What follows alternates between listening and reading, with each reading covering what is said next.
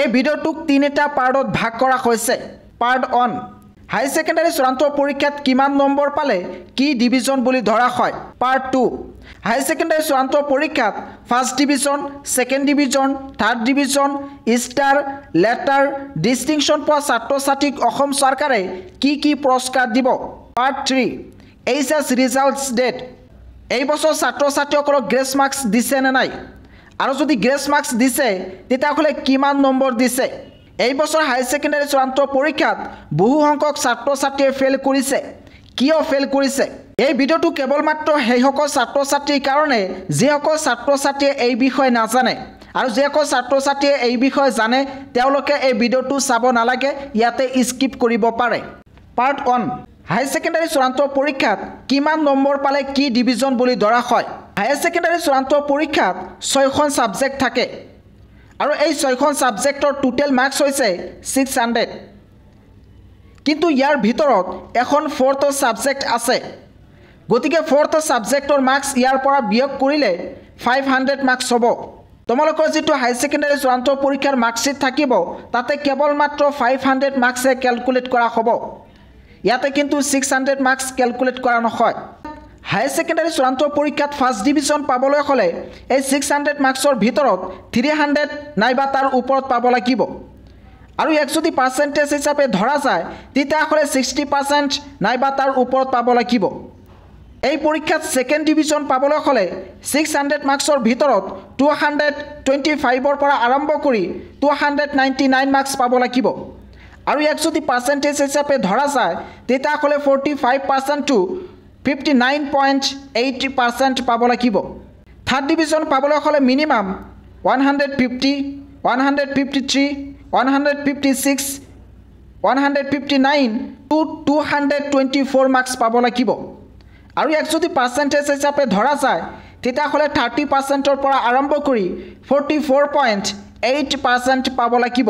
যদি হাই সেকেন্ডাৰী চূড়ান্ত পৰীক্ষাত কোনো ধৰণৰ প্ৰেক্টিকেল ছাবজেক্ট নাথাকে তেতিয়াহ'লে মিনিমাম 150 মাৰ্কছ পাব লাগিব, আৰু যদি এখন প্ৰেক্টিকেল ছাবজেক্ট থাকে তেতিয়াহ'লে মিনিমাম 153 মাৰ্কছ পাব লাগিব, আৰু যদি দুখন প্ৰেক্টিকেল ছাবজেক্ট থাকে তেতিয়াহ'লে 156 মাৰ্কছ পাব লাগিব, আৰু যদি তিনিখন ছাবজেক্টত প্ৰেক্টিকেল থাকে তেতিয়াহ'লে 159 মাৰ্কছ পাব লাগিব।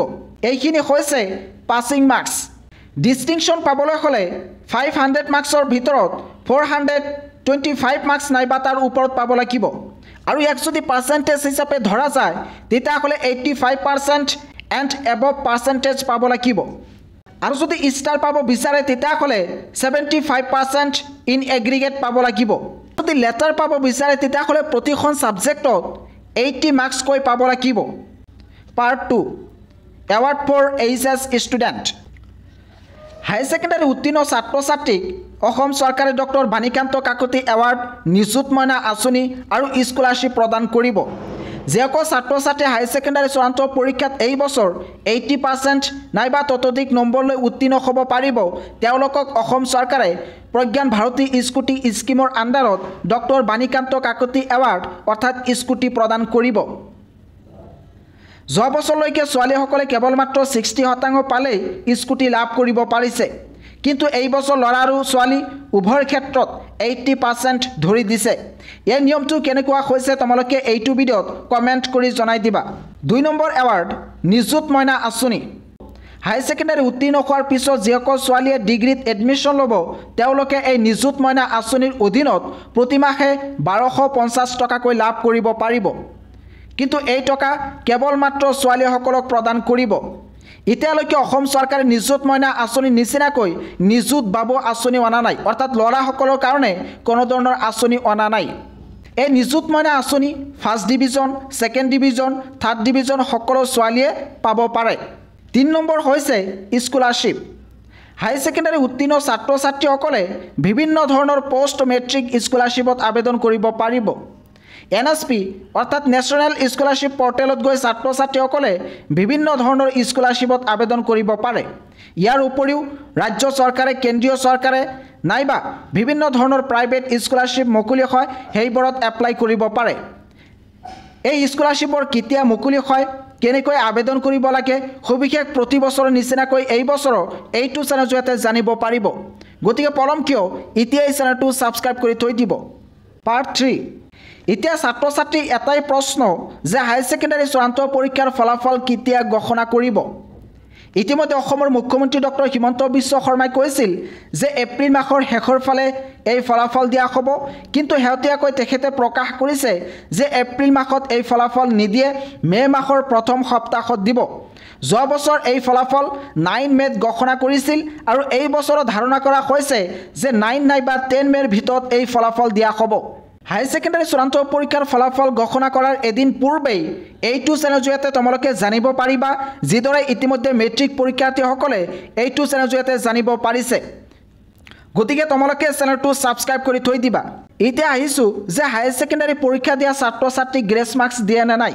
হয় প্ৰতি বছৰ ছাত্ৰ ছাত্ৰীসকলক গ্ৰেছ মাৰ্কছ দি আহিছে আৰু এই বছৰ কিন্তু ছাত্ৰ ছাত্ৰীসকলক গ্ৰেছ মাৰ্ক দিছে মেক্সিমাম 3খন সাবজেক্টত গ্ৰেছ মাৰ্ক দিয়ে আৰু এই বছৰ মেট্ৰিক পৰীক্ষাত লাখ লাখ ছাত্ৰ ছাত্ৰীয়ে ফেল কৰিছে এই বছৰ উত্তীৰ্ণৰ হাৰ হৈছে কেৱল মাত্ৰ 63% অৰ্থাৎ 100 গৰাকী ছাত্ৰ ছাত্ৰীৰ মাজত কেৱল মাত্ৰ 63 গৰাকী ছাত্ৰ ছাত্ৰীয়ে পাছ কৰিছে আৰু বাকি 37 গৰাকী ছাত্ৰ ছাত্ৰীয়ে ইয়াতে ফেল কৰিছে সেই কাৰণে ধাৰণা কৰা হৈছে যে এই বছৰ সাকে হাই সেকেন্ডাৰী চূড়ান্ত পৰীক্ষাত লাখ লাখ ছাত্ৰ ছাত্ৰীয়ে ফেল কৰিব কাৰণ ইতিমধ্যে মেট্ৰিক পৰীক্ষাত বহু সংখ্যক ছাত্ৰ ছাত্ৰীয়ে ফেল কৰিছে সেইদৰে হাই সেকেন্ডাৰী চূড়ান্ত পৰীক্ষাত ফেল কৰিব পাৰে যিকে নহওক তোমালোকৰ ফলাফল যাতে ভাল হয় তাৰেই কামনা কৰিলো আৰু তোমালোকৰ ফলাফল কেনেকুৱা হ'ব পাৰে কোনটো ডিভিজন আহিব পাৰে এইটো ভিডিঅ'ত কমেন্ট কৰি জনাই দিবা ইতিয়াৰ পৰা অসমৰ ছাত্ৰ ছাত্ৰীসকলে এইবোৰ কোৰ্সত একেবাৰে কম টকাত পঢ়িব পাৰিব